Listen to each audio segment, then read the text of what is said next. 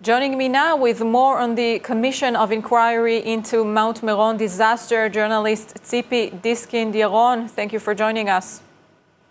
Hi. So you yourself had a relative who died in the disaster. How do you view this commission from a personal perspective? I think they are doing a very important job, a very thorough job. They wouldn't give anybody discount, as we say in Hebrew. You saw what happened today with former Prime Minister Netanyahu. They asked deep questions, detailed questions. They wouldn't let anybody off the hook, and this is very good, unheard of sometimes in Israel. What are your thoughts on what the commission is saying so far? Well, we knew that the disaster happened because there are many, many faults there. So it's now unfolding. We see that some people were in charge and ignored all the signs that said this shouldn't be managed the way it was. And this is what led to the disaster. And I think that they should take responsibility and resign, which is not happening yet with most of them. Former Prime Minister Benjamin Netanyahu said earlier in the Meron Disaster Inquiry Committee that he can't take responsibility for what he did not know. Do you accept that? No and yes. I'll say why no first, and this is the most important part. You were in charge. I know you don't know all the details. This is the yes part. You don't have to know all the details, but you choose people to do the job and you are in charge of them, then you're also in charge of the outcomes. And if the outcomes are not good, then you are in charge and you have to take responsibility. It's nothing that he has to do in particular now because he's not the prime minister anymore.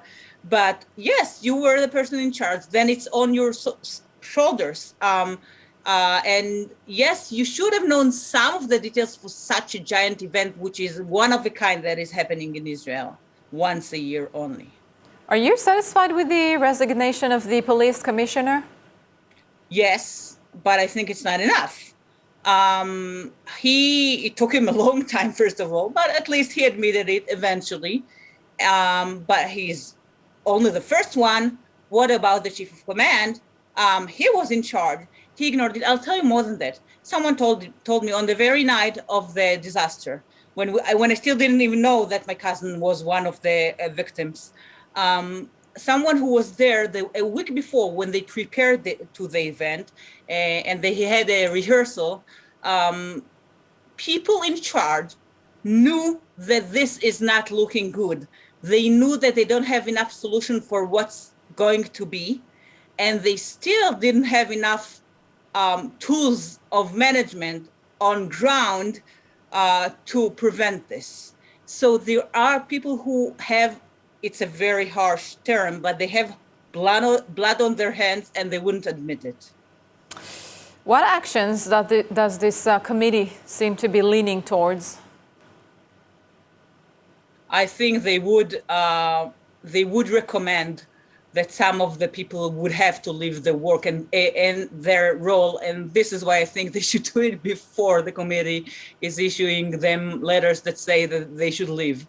And also, what's very good is that they're going to put in place some rules for the upcoming years to prevent similar disasters. You know what? Even if one person dies and not 45, this shouldn't happen.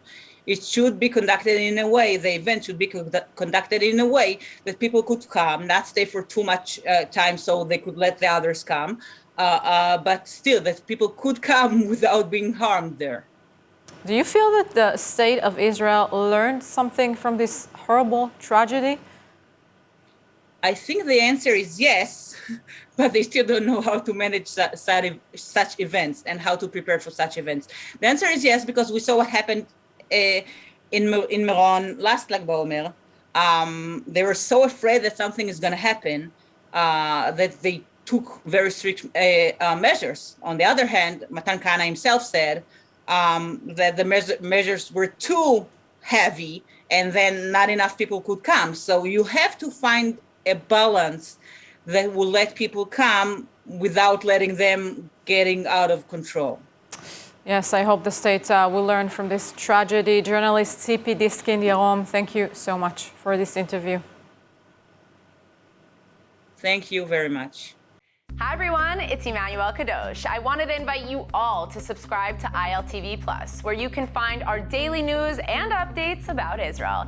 And not only that, but live feeds, entertainment, our kosher food show, and so much more.